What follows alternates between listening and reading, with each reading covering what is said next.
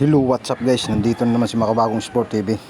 Pag-uusapan lang natin tong darating na laban ni Ryan Garcia versus Oscar Duarte sa darating na December 2023.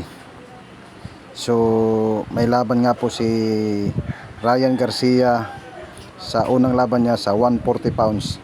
So, bago natin umpisa ng topic na to, intro muna tayo para swabe yung ating kwentuhan sa mga balita na katulad nito.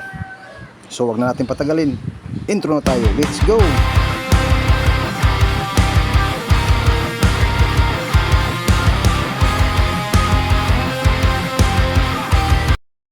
So matatandaan nga po natin na natalo si Ryan Garcia kontra kay Gervonta Tank Davis sa 135 pounds.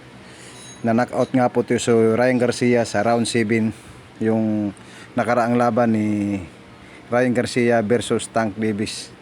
Kaya umakyat na po ito si Ryan Garcia ngayon sa 140 pounds sa junior welterweight division. So nagkita na nga po sila kanina ng kalaban niya na si Oscar Duarte.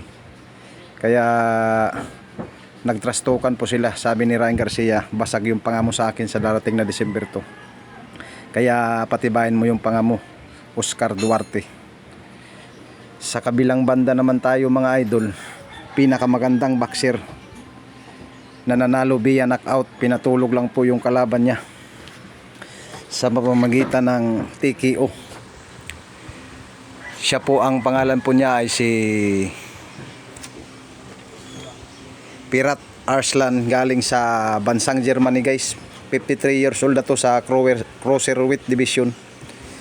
Binasag ngo, pinatulong nga lang po tong kalaban niya na may pinatulong nga lang po niya guys yung knockout artist na kalaban niya sa pamamagitan ng technical knockout. Edin Puhalo, tinalo nga po niya to guys sa pamamagitan ng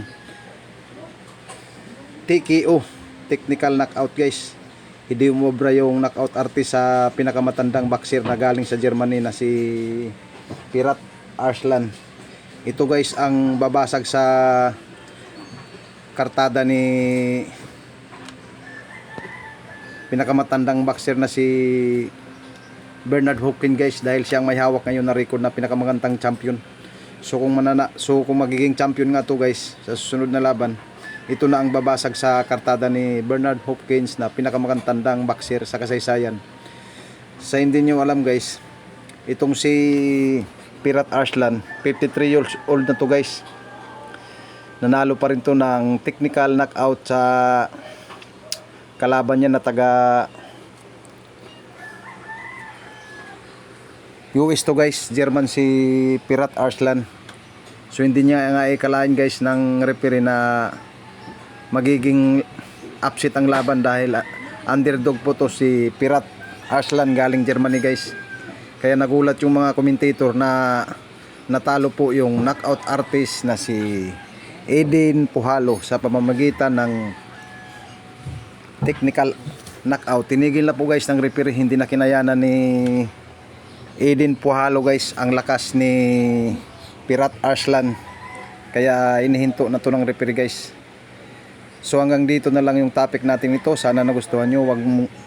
Lagi kong sinasabi, huwag kalimutan mag-subscribe, mag-hit ang notification bell para lagi kayong updated sa mga balitang boxing na katulad nito. So hanggang sa muli, maraming salamat sa inyong lahat sa walang sawang panonood at suporta dito sa YouTube channel natin na Makabagong Sport.